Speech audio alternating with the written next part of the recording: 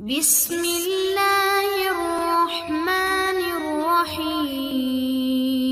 معزز ناظرین السلام علیکم۔ معزز ناظرین، جو وظیفہ میں اپنے بزرگوں سے آپ کے لیے لائی ہوں وہ ہے بچوں کو پڑھائی میں دل لگانا۔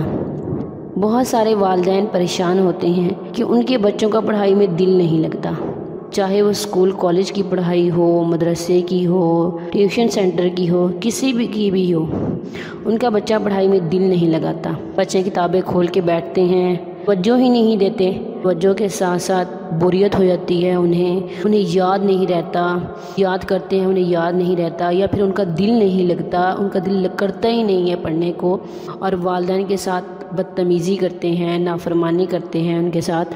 تو یہ اس کے لیے بہت ہی مجرب عمل ہے۔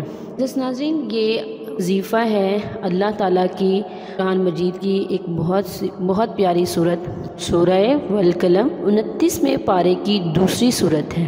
اللہ تعالیٰ نے اس سورہ میں قلم کی قسم کھائی ہے، اور اللہ تعالیٰ نے قلم کو بنایا، اس قلم کے ذریعے ساری کائنات کی تقدیر لکھی۔ معزز ناظرین، اگر آپ اس سورت کو کسی بھی نماز کے بعد ایک دفعہ پڑھیں گے، ایک دفعہ پڑھ کے پانی پر دم کر کے اپنے بچوں کو پلائیں، سرسوں کا یا کسی بھی چیز کا تیل لے کر اس پر دم کریں، اس پر دم کر کے بچوں کے سروں پہ لگائیں، انشاءاللہ اس پانی کے پینے سے 11 دن کے اندر اندر آپ واضح تبدیلی محسوس کریں گے۔